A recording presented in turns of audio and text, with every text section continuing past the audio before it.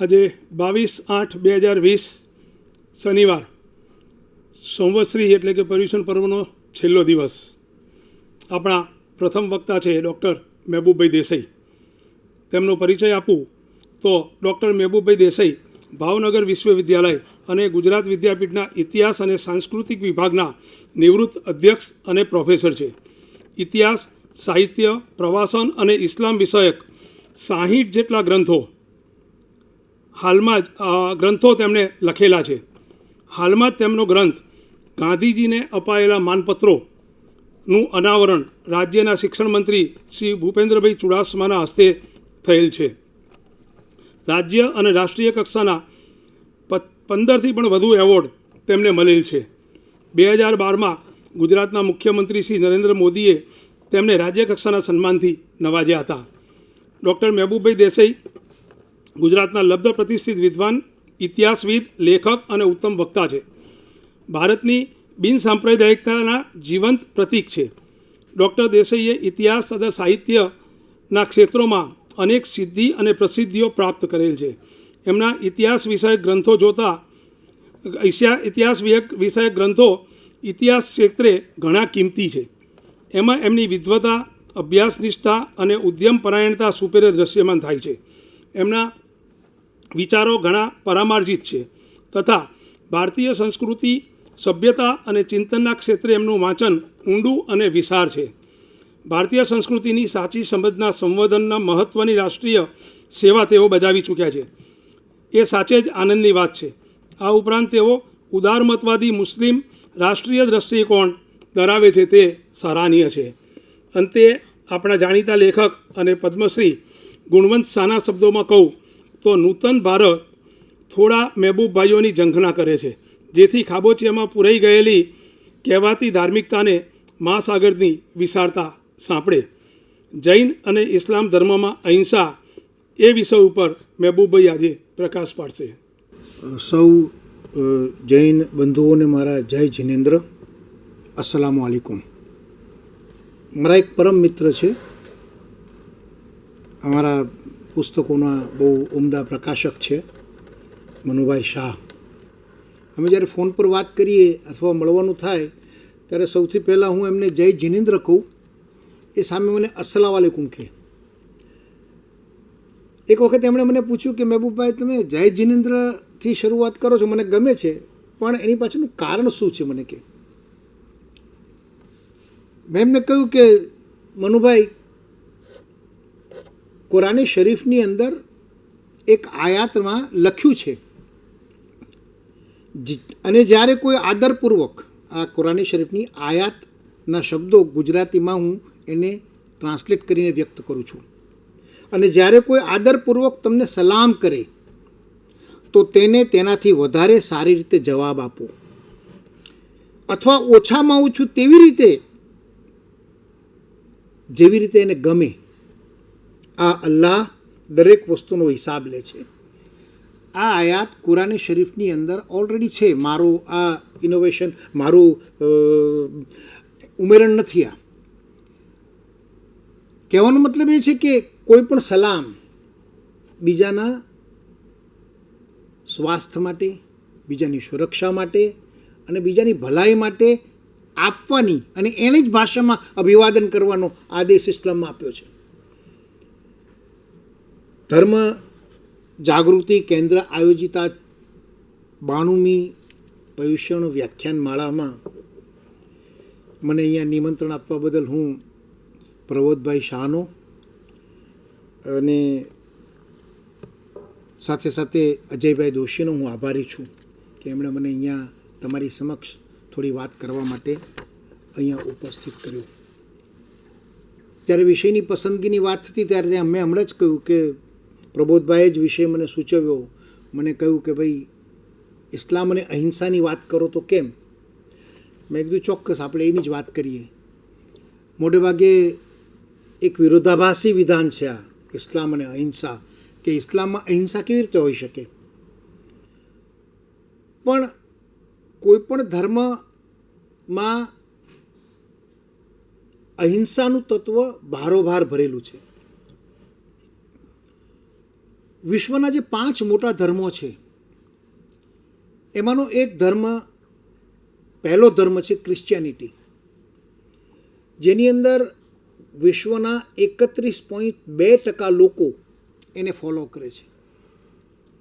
અને બીજા ક્રમે છે ઇસ્લામ, જેમાં વિશ્વના 24.1% લોકો એને ફોલો કરે છે. એટલે એ ઇસ્લામ બીજા ક્રમે છે. લગભગ 1450 વર્ષથી આ ધરતી પર ઇસ્લામ અસ્તિત્વમાં છે. કોઈ પણ ધર્મ સમાજમાં ટકી રહે એના માટે જરૂરી છે એની સત્વશીલતા. ઇસ્લામ 1400 વર્ષથી ટકી રહ્યો છે, એમાં એની સત્વશીલતા જવાબદાર છે. બીજા ધર્મો જે ટકી રહ્યા છે એમાં પણ એમની સત્વશીલતા જવાબદાર છે. અને કોઈ ધર્મ એવું માનવામાં આવે છે, મોટે ભાગે કહેવામાં આવે છે, અને દ્રઢ માન્યતા સાથે એ વાત લોકો કહે છે કે ઇસ્લામ તલવારના જોરે ફેલાયો છે. શક્ય જ નથી. કોઈ પણ ધર્મ બળજબરીથી ક્યારેય સમાજમાં પ્રસરી ન શકે. એની વાત આપણે ઇસ્લામ વિશે વાત કરીએ ત્યારે એની વાત થોડી કરીશું, પણ પહેલાં મારે અહિંસાની વાત કરવી છે.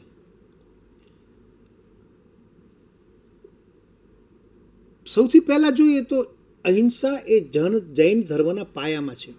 અહિંસા એ જૈન ધર્મના પાયામાં છે અને એના આખા ધર્મનું હાર્દ જ અહિંસા છે. તો જૈન ધર્મની અહિંસા, ગાંધીજીની અહિંસા અને ઇસ્લામની અહિંસા, એમાં આ ત્રણેય અહિંસાના સિદ્ધાંતોમાં ભેદ શું છે એ પારખવો જરૂરી છે. જૈન ધર્મની અહિંસા સૂક્ષ્મદર્શી અહિંસા છે. બહુ જ સૂક્ષ્મદર્શી અહિંસા છે જૈન ધર્મની, જેમાં 18 દોષો આપવામાં આવ્યા છે કે આ દોષોથી મુક્ત રહેવું. અને એ દોષોથી 18 દોષો મેં અહીંયા નોંધ્યા છે કે જૂઠું બોલવું, જીવની હિંસા કરવી, ચોરી ન કરવી, વિષય સેવન ન કરવું, પરિગ્રહ એટલે ધાન્ય અને બીજું એકત્રીકરણ ન કરવું, ક્રોધ, અહંકાર, માયા, લોભ, રાગ, દ્વેષ, કલહ, દોષારોપણ, ચાડી ચુગલી, રતિ સુખ દુઃખ, નિંદા ન કરવી, અસત્ય ન બોલવું, અંધશ્રદ્ધાથી દૂર રહેવું. 18 વાતો આમ આપવામાં આવી છે. અને એ 18 બાબતોમાંથી જો મુક્ત રહેવું હોય તો 4 બાબતો ખાસ સૂચવવામાં આવી છે. 1, સમ્યક દ્રષ્ટિ, સમ્યક જ્ઞાન, સમ્યક વાણી અને સમ્યક ચારિત્ર. જૈન ધર્મના આ 4 સિદ્ધાંતો સામે બાજુ જોઈએ તો ઇસ્લામમાં પણ એટલા જ પ્રબળ રીતે સંકળાયેલા છે. બુરા મત દેખો, બુરા મત સુનો, બુરા મત કહો, આ ઇસ્લામ ધર્મના પાયાના સિદ્ધાંતોમાંના સિદ્ધાંત છે. એણે પણ કહ્યું છે કે કોઈનું બુરું ન ઈચ્છો, બુરું જોવો નહીં, બુરું બોલો નહીં, બુરું વર્તન ના કરો. આ 4 સિદ્ધાંતો જૈન ધર્મએ સ્વીકાર્યા છે. હવે આ 4 સિદ્ધાંતોમાં અહિંસા કેન્દ્રમાં છે કે આ સિદ્ધાંતોનો અમલ કરવા માટે અથવા આ 18 દોષોથી મુક્ત રહેવા માટે જે પ્રયત્ન કરવામાં આવે એમાં કોઈ જગ્યાએ હિંસાનું તત્વ ન હોવું જોઈએ. જૈન ધર્મની અહિંસાને સૂક્ષ્મ એટલા માટે કહેવામાં આવી છે કે વિચાર માત્ર કોઈના માટેનો ખરાબ વિચાર માત્ર પણ હિંસા છે, એમ જૈન ધર્મ કહે છે. ઇસ્લામની અંદર એક કુરાન શરીફમાં એક લાઈન છે કે અલ અમાલ બિન નિયતિ, આવું એક શ્લોક છે. એનો મતલબ એવો થાય કે સદકાર્યોનો વિચાર માત્ર પુણ્ય છે. આ કુરાન શરીફ કહે છે. એની સામે જૈન ધર્મ એમ કહે છે કે કોઈની ગીબત કરવી, કોઈના વિશે ખરાબ વિચારવું એ પણ હિંસા છે. બંને ધર્મ પેરેલલ તમે જો તો કંઈ ભેદ નથી લાગતો. એટલે અલ આમાલ બિન નિયતે, સદકાર્યોનો વિચાર માત્ર પુણ્ય તમને પુણ્ય આપતો હોય તો કોઈ વિશે ખરાબ વિચારવું એ પણ હિંસામાં ગણતરી થતી હોય તો એ બંને ધર્મની સત્વશીલતાનો પાયો કેટલો મજબૂત છે એ આપણે વિચારવું જોઈએ. એક વાત બીજી પણ છે. મેં તમને કહ્યું કે જૈન ધર્મની અહિંસા એ સૂક્ષ્મદર્શી અહિંસા છે. ગાંધીજીની અહિંસા થોડીક એનાથી અલગ છે. જો ગાંધીજીએ દરેક ધર્મમાંથી સારી સારી બાબતો સ્વીકારી, એમાંથી જૈન ધર્મમાંથી એમણે અહિંસા સ્વીકારી. અને પછી તો ગાંધીજીને આપણે બધા ઓળખીએ છીએ એટલે જાણીએ છીએ કે એમની આખી લડતનો બેઝ આધાર જ અહિંસા હતો. અસહકારની આંદોલનની અંદર થોડીક હિંસા દાખલ થઈ નોન વાયલન્સ મુવમેન્ટમાં કે તરત જ એમણે અસહકારનું આંદોલન બંધ કરી દીધું. કોઈ પણ સિદ્ધિ અને કોઈ પણ આંદોલન કે કોઈ પણ જનજાગૃતિની વાત હિંસાથી ન થાય એવું સ્પષ્ટ એમણે કહ્યું. પણ એમની અહિંસા, ગાંધીજીની અહિંસા અને જૈન ધર્મની અહિંસામાં ભેદ એ છે કે જૈન ધર્મની અહિંસા સૂક્ષ્મદર્શી છે, જ્યારે ગાંધીજીની અહિંસા માનવીયદર્શી છે. તેમાં માનવતાનું તત્વ છે. એનો એક કિસ્સો બહુ જ એ યુગમાં બહુ જાણીતો બન્યો હતો કે ગાંધીજીએ સાબરમતી આશ્રમમાં એક વાછરડું જે રીબાતું હતું, એક ઘાથી પીડાતું હતું, એક ઘાથી એ પરેશાન હતું, તો ગાંધીજીએ એ વાછરડાને ઝેરનું ઇન્જેક્શન આપી અને મુક્ત કર્યું. બહુ હંગામો થયો. અને એ હંગામો એટલો બધો થયો કે ગાંધીજીના ઉપર પ્રશ્નોનો મારો થવા લાગ્યો. નવજીવન એનાથી ભરાઈ જતું. પણ ગાંધીજીએ કીધું કે મારા સિદ્ધાંત મુજબ મેં એ વાછરડાને મુક્ત કર્યું છે, એટલે એ મુક્તિ એ મારા અહિંસાના સિદ્ધાંતનો એક ભાગ છે. એટલે ગાંધીજીની અહિંસા એ માનવદર્શી અહિંસા હતી. હવે એના પરથી થોડાક આગળ વધીએ. જૈન ધર્મની અહિંસા, ગાંધીજીની અહિંસા અને ઇસ્લામની અહિંસા. ઇસ્લામની અહિંસા વાસ્તવદર્શી છે. તમને નવાઈ લાગશે કે વાસ્તવદર્શી કેવી રીતે સાહેબ કહે છે. આ બાજુ સૂક્ષ્મ અહિંસા છે કે જ્યાં કોઈ વિચાર માત્ર નહીં કરવાનો હિંસાનો, કોઈ ખરાબ વિચાર પણ હિંસા છે એમ કહી દેવાનું. ગાંધીજીની અહિંસામાં માનવતા છે. અને ઇસ્લામની અહિંસામાં વાસ્તવદર્શી અહિંસા છે, વાસ્તવિકતા છે. અને ગાંધીજી પણ સ્વીકારી ચૂકે નિર્મૂળ અહિંસા એ કોઈ પણ જીવનનો ભાગ ન હોઈ શકે. આવું ગાંધીજીએ કહ્યું છે કે સંપૂર્ણ અહિંસા તો હાઉ કેન ઇટ પોસિબલ? આપણે જીવીએ છીએ, સમાજની અંદર જીવીએ છીએ, એટલે એ શક્ય નથી. એ રીતે જોઈએ તો ઇસ્લામની અહિંસા એ વાસ્તવદર્શી છે. એના કેટલાક બાબતોને હું સ્પર્શીને આગળ વાત કરીશ. દાખલા તરીકે કુરાન શરીફ છે એ પવિત્ર ગ્રંથ છે. પવિત્ર ગ્રંથની પહેલી આયાત, પહેલો શ્લોક, આયાત એટલે શ્લોક, એ પહેલો શ્લોકમાં કોઈ જગ્યાએ હિંસાની વાત નથી. કોઈ જગ્યાએ કોઈને દુઃખ પહોંચાડવાની વાત નથી. આખી આયાત, આખો શ્લોક ત્યાગ, સમર્પણ, ક્ષમા જેવા શબ્દોથી શણગારાયેલ છે. હું તમને પહેલાં એને ઉર્દુ જબાનમાં એ આખો શ્લોક બોલું, પછી એનું ટ્રાન્સલેશન કરીશ. એ પહેલા શ્લોકને હઝરત મોહમ્મદ પૈગંબર સાહેબે ઉમ્મુલ કુરાન કહ્યું છે. ઉમ્મુલ કુરાન એટલે કુરાનની માં, કુરાનનું મૂળ, આખા કુરાનનો સાર. એને અલ ફાતિહા પણ કહે છે અને અલહમદુલી સુરત પણ કહે છે. એ સુરત આવા પ્રકારની છે: અલ્હમ્દુલિલ્લાહ રબ્બિલ આલમીન અર રહેમાન રહીમ માલિકે યૌમુદ્દીન ઇયાકા નાબદુ વૈયાકા નસ્તઈન ઇહદનલ શિરાતલ મુસ્તકીમા શિરાતલ લઝીના અન અમતા અલૈહી ગૈરીલ મગદૂબી અલૈહિમ વલદ્વાલિન આમીન. આમીન એટલે આ જે પ્રાર્થના અમે કરી એના માટે એ કબૂલ થાય એટલે છેલ્લે એને આમીન કહ્યું. આનું ગુજરાતી હું તમને સંભળાવું. શરૂ કરું છું અલ્લાહના નામથી જે દયા સાગર છે, અત્યંત કૃપાળુ છે. અલ્લાહ, અમે તારી જ બંદગી કરીએ છીએ. તું જ સર્વનો પાલન કરતા છે. તું દયાવંત અને કૃપાળુ છે. તું તે દિવસનો માલિક છે જ્યારે સૌને પોતાના કર્મના ફળો ભોગવવા પડશે. હે અલ્લાહ, અમે તારી જ પ્રાર્થના કરીએ છીએ, તારું જ શરણ શોધીએ છીએ. તું અમને સન્માર્ગે લઈ જા. તું અમને એવા માર્ગે લઈ જા જે રસ્તે તારા કૃપા પાત્રો ચાલ્યા છે. એવા રસ્તે અમને ક્યારેય ન દોરીશ જે માર્ગે ચાલતા તું નારાજ થા અને અમે ગુમરાહ થઈ જઈએ. આ કુરાન શરીફની પહેલી આયાત છે અને એમાં કોઈ જગ્યાએ તમને હિંસાની કોઈ વાત જોવા મળતી નથી. એક બીજા પગથિયે આપણે જઈએ. મોહમ્મદ પૈગંબર સાહેબ,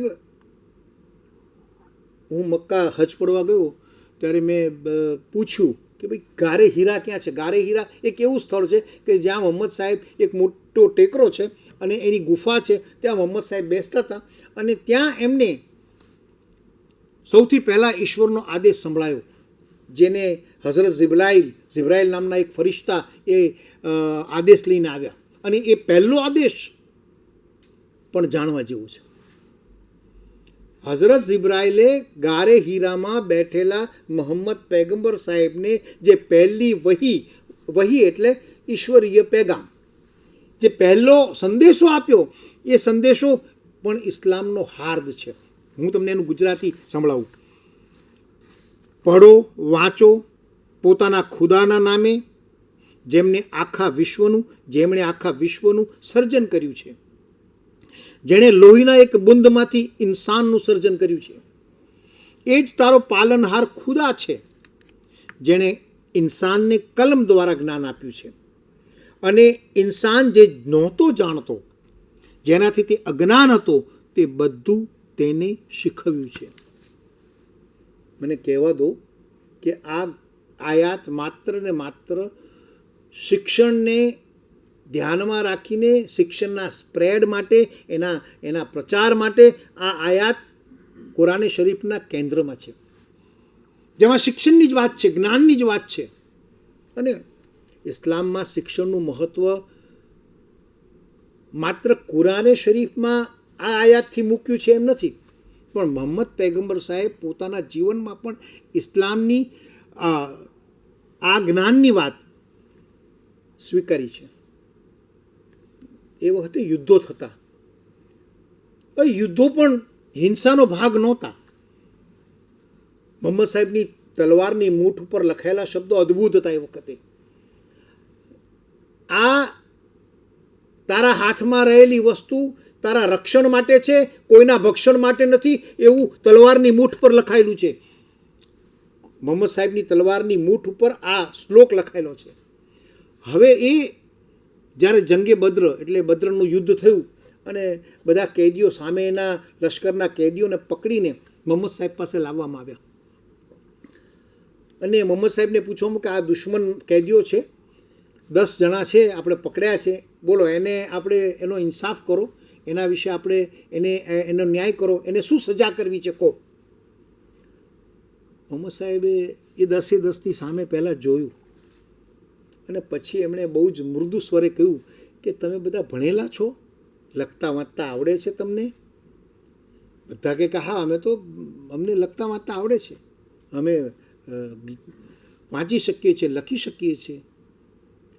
મોહમ્મદ સાહેબે શાંતિથી કીધું કે એક વ્યક્તિ 10 જણને અક્ષર જ્ઞાન આપે, આ એની સજા. યુદ્ધમાં પકડાયેલા કેદીઓને સજા કેવી આવી વિશ્વમાં આવી સજા યુદ્ધના પકડાયેલા કેદીઓને કોઈએ નહીં આપી હોય. મોહમ્મદ સાહેબે કીધું કે એક વ્યક્તિ, એક કેદી જે પકડાયો છે એ 10 જણને લખતા વાંચતા શીખવાડે, આ એની સજા. એટલે ઇસ્લામમાં શિક્ષણનું પ્રાધાન્ય પહેલેથી સ્વીકારાયું છે. અને એક તમે હિંસાની આપણે વાત કરીએ છીએ, એક કુરાન શરીફમાં એક શબ્દ છે લા તુ ફસીદ. એનો મતલબ એમ કે ફસાદ ન કર, કોઈની સાથે ઝઘડો ન કર, કોઈની સાથે ટંટો પિસાસ ન કર અને કોઈને ક્યારેય નુકસાન ન પહોંચાડ. આ કુરાન શરીફની આયાતમાં જે લફ્ઝ છે એ હું તમને કહું છું. એક બીજી આયાત પણ મારે તમને કહેવી છે ખાસ, લા ઇકરા ફિદ્દીન. કુરાન શરીફની અંદર આ આયાત જ્યારે જ્યારે હિંસાની વાત અથવા ધર્મ પ્રચારની વાત ઊભી થઈ છે ત્યારે આ વાત ખાસ તौर પર ખાસ કહેવામાં આવી છે. લા ઇકરા ફિદ્દીન અર્થાત ધર્મની બાબતમાં ક્યારેય બળજબરી કરીશ નહીં. તારો ધર્મ શ્રેષ્ઠ છે એવું તું માને છે, પણ બીજાને તારો ધર્મ શ્રેષ્ઠ છે એમ મનાવવાની ક્યારેય કોશિશ ન કરતો બળજબરીપૂર્વક, કારણ કે એનો ધર્મ પણ એટલો જ શ્રેષ્ઠ છે એમ હું નથી કહેતો, મોહમ્મદ સાહેબ કહે છે, ઇસ્લામ કહે છે. એક બીજું પણ ઇસ્લામનો એક બીજો પણ મોટો એક વાક્ય છે, લા ઇલાહા ઇલ્લલ્લાહ મુહમ્મદુર રસૂલુલ્લાહ. એનું ગુજરાતી એવું થાય છે કે ઈશ્વર એક છે, અલ્લાહ એક છે અને મોહમ્મદ સાહેબ તેના પૈગંબર છે. આ એક ભૂમિકા મેં તમને આપી કે ક્યાંય હિંસા ઇસ્લામમાં જોવા નથી મળતી. હવે ઇસ્લામના 5 જે પિલરો છે એમાં ક્યાં છે કોઈ જગ્યાએ હિંસા દેખાય છે એની વાત આપણે કરીએ. તો ઇસ્લામના 5 પિલર કયા? તો કે 1 ઈમાન. ઈમાન એટલે શ્રદ્ધા. મને મારા ધર્મમાં કેટલી શ્રદ્ધા છે, વિશ્વાસ છે, એ મારા માટે એ મારું ઈમાન છે.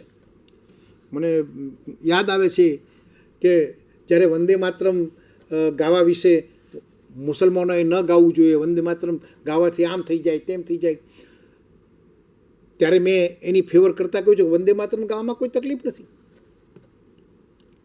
ત્યારે એક મુસ્લિમ બિરાદરે મને પ્રશ્ન કર્યો કે સાહેબ આપણે તો મુસલમાન છીએ, તમે વંદે માતરમ ગાઓ છો.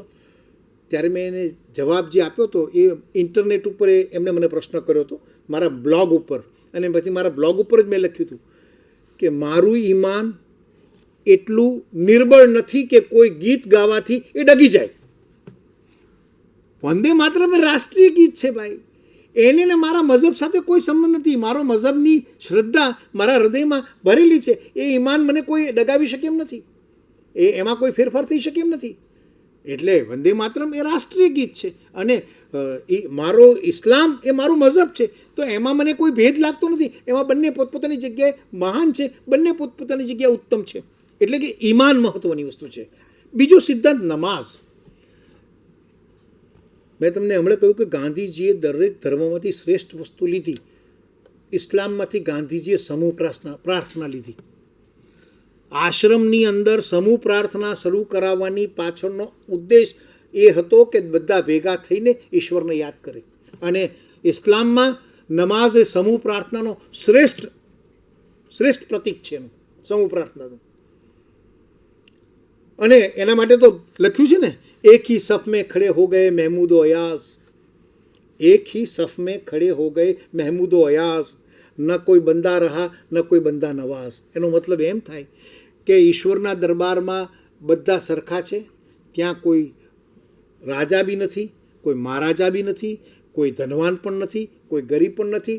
મસ્જિદમાં જે પહેલો આવે છે એ આગલી સફમાં, સફ એટલે લાઈન સાહેબ, સફ એટલે લાઈન, જે પહેલો આવે છે એ આગલી સફમાં બેસે છે, જે પાછળથી આવે છે એ પાછળ રહે છે, અને એમાં કોઈ ભેદભાવ નથી, એમાં વહેલા તે પહેલાં જે આવ્યો એ આગળ જતો રહ્યો.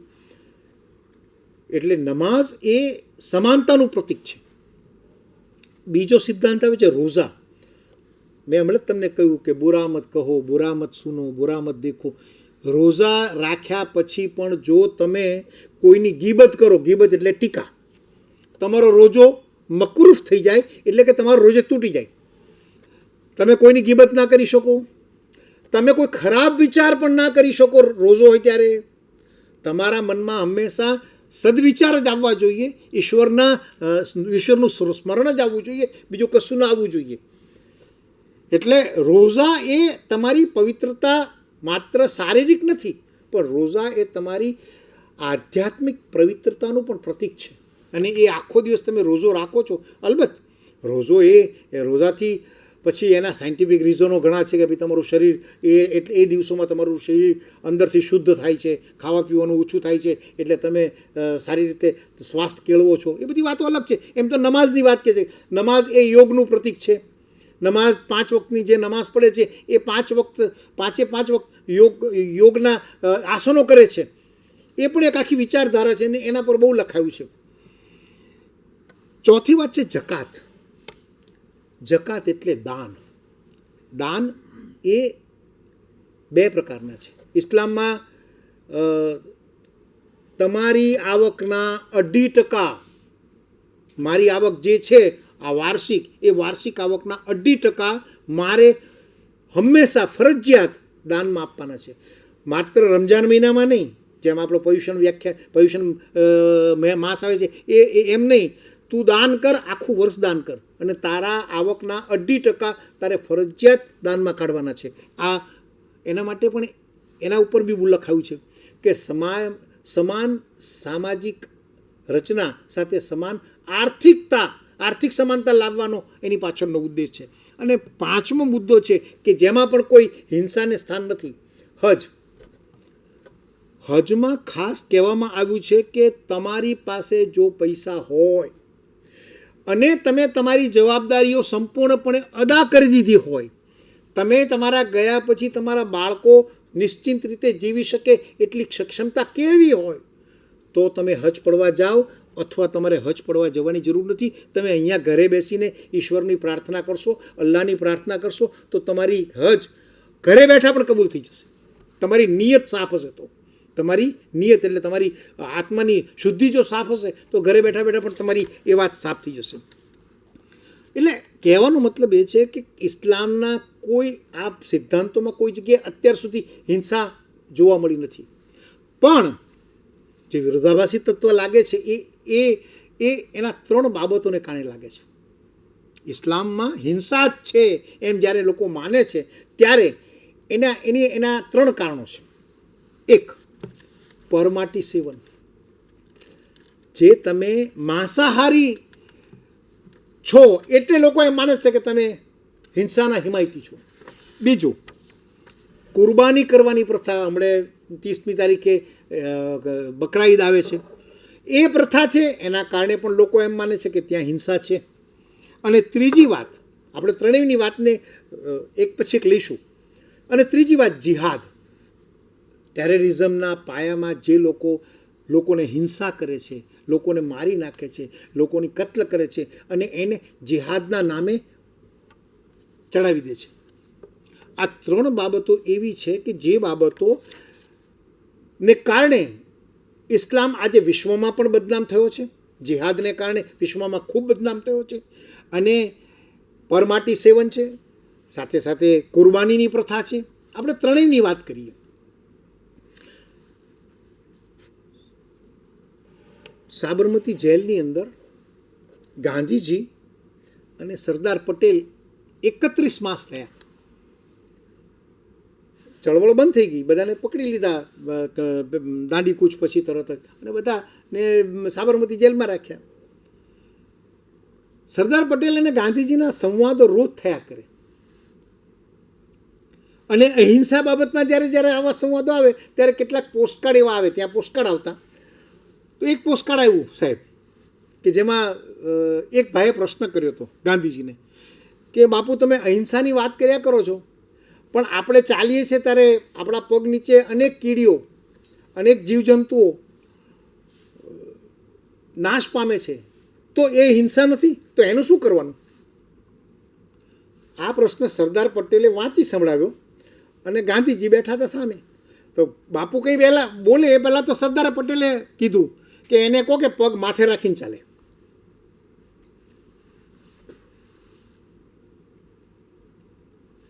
એટલે સરદાર પટેલનો એક બહુ મોટી વાત છે. જેટલા આધ્યાત્મિક બાપુ હતા, ગાંધીજી હતા, એટલા આધ્યાત્મિક સરદાર પટેલ નહોતા. એમ કહેવાય છે કે સરદાર પટેલે બહુ હિન્દુ ધર્મનું અધ્યયન નહોતું કર્યું. એટલે એમણે એક વખત જેલમાં જ બાપુને પૂછ્યું, બાપુ તમે આ મુસ્લિમોને આટલી ફેવર કરો છો, આપણા ભાઈઓ ભાઈઓ ગણો છો, પણ એમની ને આપણી સંસ્કૃતિઓ તો અલગ છે. એ માંસાહારી છે, આપણે શાકાહારી છે. એમના ઇબાદતના સિદ્ધાંતો અલગ છે, આપણા ભક્તિના સિદ્ધાંતો અલગ છે. તો આમાં ક્યાં મેળ છે? આ તો બંને અલગ સંસ્કૃતિના માણસો છે.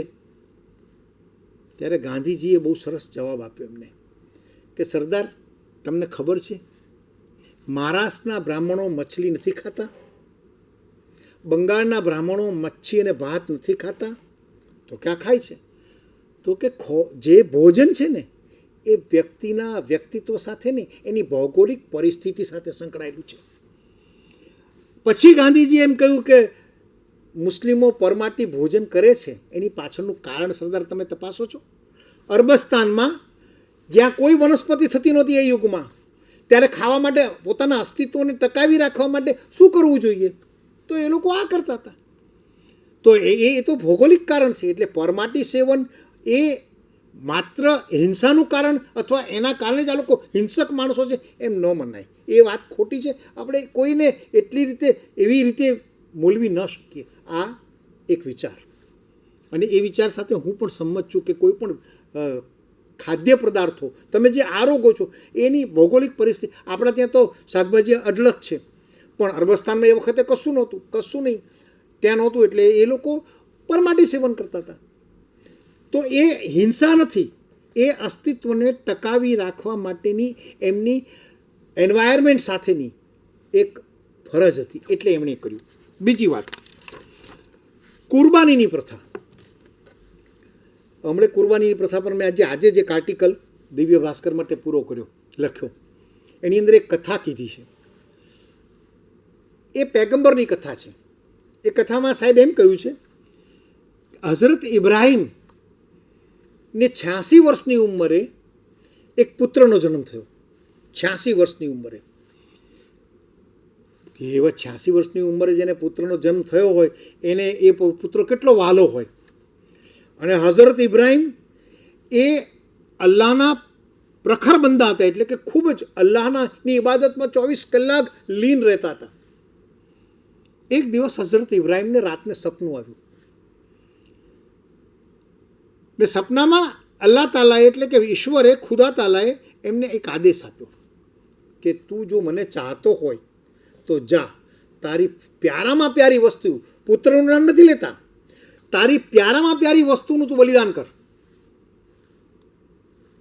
સવારના ભોરમાં ઉઠીને હઝરત ઇબ્રાહીમે કીધું કે મારી પ્યારી વસ્તુ તો આ એક છે, 86 વર્ષની ઉંમરે મને આ છોકરો થયો છે, એ જ મારી પ્યારી વસ્તુ છે. એટલે એને તૈયાર કીધું કે બેટા મારી સાથે આવવાનું તારે.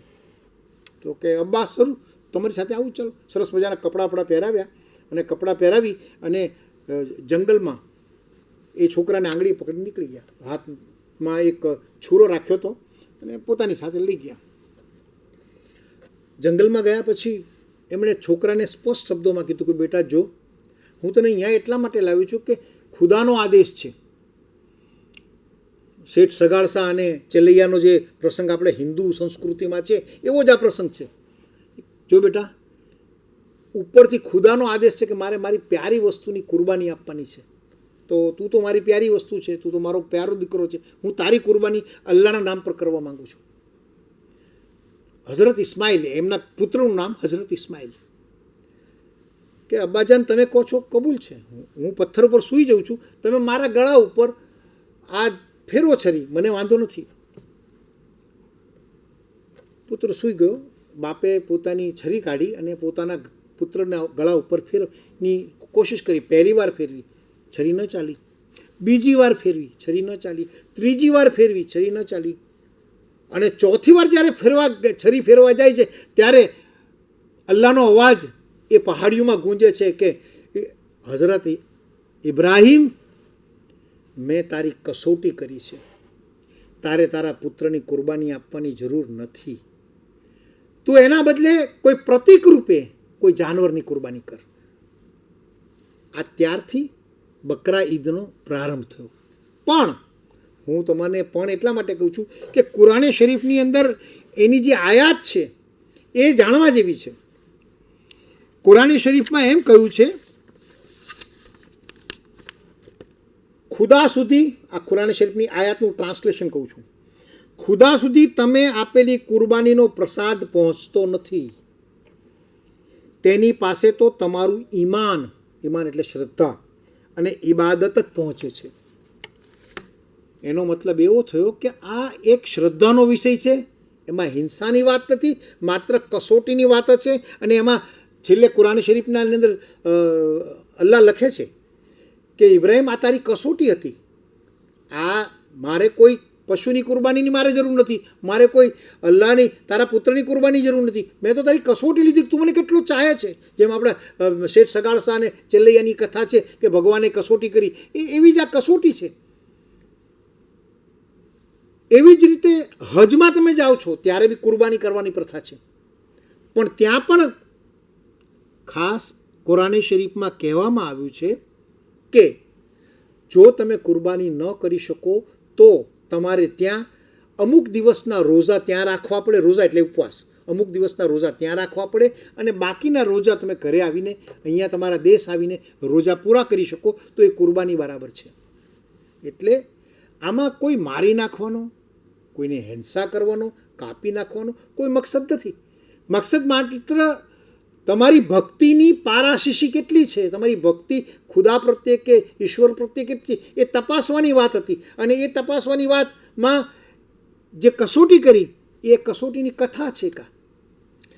એટલે કુરબાની તમે ન કરો, હું મુસ્લિમ તરીકે કુરબાની નથી કરતો તો હું મુસ્લિમ નથી એવું માની લેવાને કાંઈ કારણ નથી. મારી કસોટીની જે કુરબાની કરવાની છે, મારી કસોટી એટલે કે મારી ઇબાદત, એ મારી શ્રદ્ધાની અડગતા મહત્ત્વની છે. જેમ મેં પેલા ભાઈને કહ્યું કે મારું ઈમાન એટલું કાચું નથી કે હું કોઈ ગીત ગાઉં અને એ ડગી જાય. એટલે મારું ઈમાન એ મારો વિશ્વાસ છે, મારી શ્રદ્ધા છે.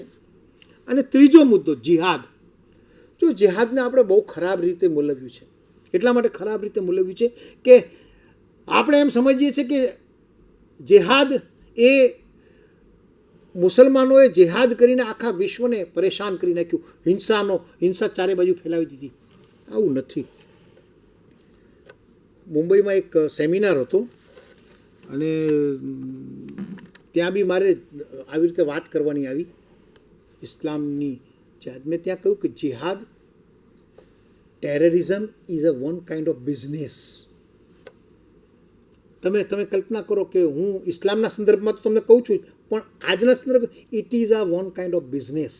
બે મોટા બિઝનેસો છે આ વિશ્વની અંદર, એક વોર અને બીજું જિહાદ.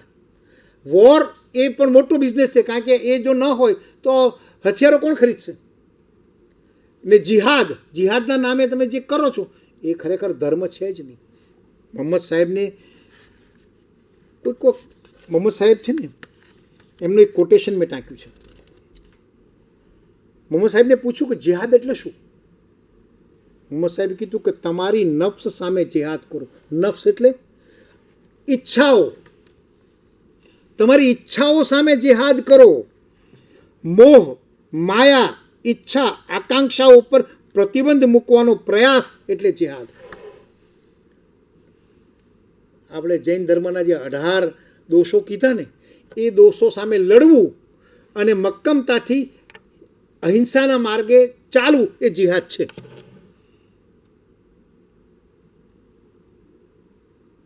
એક દિવસ મોહમ્મદ સાહેબ બહુ ફકીર માણસ હતા, એટલે એમને એ આટલા મોટા અરબસ્તાનનું સામ્રાજ્ય એમનું હતું, પણ એ ક્યારે મહેલમાં નથી રહ્યા. નારિયેળના છાલથી બનાવેલું ઝૂંપડું, ઢાંકેલું ઝૂંપડું, એમાં એ રહેતા. એક કુર્તો અથવા એક પહેરણ જેવું પહેરતા, નીચે ક્યાં તો લુંગી પહેરતા ને ક્યાં તો પાયજામો પહેરતા. ફાટલા તૂટલા એમના ચપ્પલ હોય અને એમનો મજમો એટલે કે એમનો દરબાર એટલે કોઈ ભવ્ય દરબાર નહીં, એક ચારપાઈ હોય એની પર બેઠા હોય, 8-10 મુસલમાનો અથવા એમના ફોલોઅર્સ એમને સાંભળતા હોય અને બસ એ વાતો કરતા હોય. એવી રીતે બેઠા હતા એક દિવસ, અને એક માણસ, એક યુવાન મોહમ્મદ સાહેબ પાસે આવ્યો. મોહમ્મદ સાહેબ પાસે આવીને કીધું કે હુઝુર પાક સલ્લલ્લાહુ અલૈહિ વસલ્લમ, એટલે કે મોહમ્મદ સાહેબ મને ઇજાજત આપો. ઇજાજત એટલે રજા આપો. શાની રજા ભાઈ જોઈએ તારે? કે કે મારી પત્ની બહુ કર્કશ છે, હું એની સાથે રહી શકું એમ નથી, રોજ કંકાસ કર્યા કરે છે, રોજ ઝઘડો કર્યા કરે છે, અને રોજ મારા ઘરની અંદર છે ને આખું વાતાવરણ ખરાબ કરી દીધું છે એણે. તો મને એક મારી વિનંતી, તમે મને ઇજાજત આપો, હું એને તલાક આપવા માંગુ છું. મોહમ્મદ સાહેબ એ યુવાનને સાંભળી રહ્યા ને પછી થોડીક વાર રહીને એની સામે જોઈને મોહમ્મદ સાહેબ બોલ્યા કે જા, તારી પત્ની સાથે રહેવાની જિહાદ કર. એ જ તારી પત્ની છે કે તને સુખ દુઃખમાં સાથ આપશે. એ ભલે કર્કશ છે, એ ભલે તને હેરાન કરે છે, પણ એની સાથે રહેવાની જિહાદ કર, મનોમન બક્કલ કર, એની સાથે જ રહે. હું તને તલાકની મંજૂરી નથી આપતો. આ જિહાદ છે. જિહાદ એ અકબરી એટલે કે મોટી જિહાદ, અને એનો બી મતલબ એવો છે કે મોટી જિહાદ એટલે હજ, બેતુલમાની હજ કર, ખુદાની યાદ કર, ખુદાની સાથે નાતો જોડ. એક કોટેશન કુરાન શરીફનું હું વાંચ્યું જિહાદની અંગેનું. જિહાદે અસગર, અસગર એટલે નાની જિહાદ, જિહાદે અસગરથી મુક્ત થઈ હવે આપણે જિહાદે અકબરી એટલે કે મોટી જિહાદની કરવાની જરૂર છે. મોમિનોને નાસ્તિક સાથે તો જિહાદ કરવાની જરૂર પડે છે, પરંતુ પોતાના નફ્સ સાથે હર પલે જિહાદ કરતું રહેવું પડે છે. નફ્સ સાથે, આત્મા સાથે. જે લોકો તમારી વાતમાં વિશ્વાસ રાખતા નથી, જો એ વખતે એમ કહેવાય છે કે ઇસ્લામ તલવારના જોરે પ્રસર્યો એટલે એમાં હિંસા હતી. આ કોટેશન કુરાન શરીફનું હું ટાંકીને આપની સમક્ષ રજૂ કરું છું. જે લોકો તમારી વાતમાં વિશ્વાસ રાખતા નથી અથવા મુસ્લિમ હોવા છતાં સચ્ચાઈ અને પવિત્રતા સાથે વર્તતા નથી, તેમની સામે જિહાદ કર. જે સચ્ચાઈને પકડીને ચાલતા નથી, જે ઈમાન રાખતા નથી, જે સાચું બોલતા નથી, જે જૂઠું બોલે છે. હું વારંવાર કહું છું, કુરાન શરીફ એ કોઈ ધાર્મિક ગ્રંથ નથી. આ બધા મુદ્દાઓ જે મેં તમને કહ્યા એના પરથી મને એમ કહેવા દો કે કુરાન શરીફ એ કોઈ ધાર્મિક ગ્રંથ નથી. હાઉ ટુ લીવ, કેમ જીવવું, એના એક એક પાસાને ધ્યાનમાં રાખીને એ ગ્રંથની અંદર આલેખન છે. આજથી 1400 વર્ષ પહેલાં ડોરબેલ નહોતા એ વખતે, પણ છતાં કુરાન શરીફમાં લખ્યું છે કે રાત્રે અને બપોરના સમયે કોઈના ઘરમાં જતા પહેલાં ઘરના દરવાજાને ખખડાવ અને પછી એની ઇજાજત લઈને અંદર દાખલ થાવ. આ કુરાન શરીફમાં લખ્યું છે કે તહેઝીબ કોને કહેવાય, તમીઝ કોને કહેવાય, એટિકેટ કોને કહેવાય. વેપારીઓ માટે એક સરસ આયાત છે. કુરાન શરીફમાં એક આયાત છે કે તારી ત્રાજવાની દંડીને ઠેસ મારીને એક બાજુ નમાવતો નહીં. જ્યારે તું તારી ત્રાજવાની દંડીને ઠેસ મારીને એક બાજુ નમાવે છે ત્યારે તું ખુદાનો ગુનેગાર છે. આ એક બાબત. તારા માલના ખોટા વખાણ કરીશ નહીં. જે હકીકત હોય એ જ તારી માલની જે સત્યતા છે એ જ કે, ખોટા વખાણ કરીને તારો માલ વેચીશ. આ બધી આયાતો કુરાન શરીફમાં છે. એટલે મને એમ કહેવા દો, મને એમ કહેવાનું મન થાય છે કે પરમાટી સેવન કે કુરબાની કે જિહાદ, અને જિહાદ એ જો ધર્મની અંદર લખેલી હોત તો પાકિસ્તાનની મસ્જિદોમાં શું કામ બોમ્બ મુકાય છે? અફઘાનિસ્તાનના માણસોને નમાજ પડતા શું કામ ઉડાડી દેવામાં આવે છે? એનો મતલબ કે એને આ લોકોને ઇસ્લામ સાથે કોઈ સંબંધ જ નથી. They are absolutely a terrorist. એ ધાર્મિક માણસો નથી. એ મોટે ભાગે નહીં, સંપૂર્ણપણે અધાર્મિક માણસો છે કે જે ધર્મના નામે માનવ હિંસા કરે છે. ટૂંકમાં મારે એટલું જ કહેવું છે કે બધા ધર્મો અહિંસાના પાયા પર રચાયેલા છે, અહિંસાના બેઝ પર છે. ચાહે ગીતા વાંચીએ, એક છેલ્લું વાત કરીને હું વાત પૂરી કરીશ કે ચાહે ગીતા વાંચીએ યા પढ़िए कुरान, चाहे गीता वांचिए या पढ़िए कुरान, तेरा मेरा प्यार ही हर पुस्तक का ज्ञान. शुक्रिया. Thank you very much.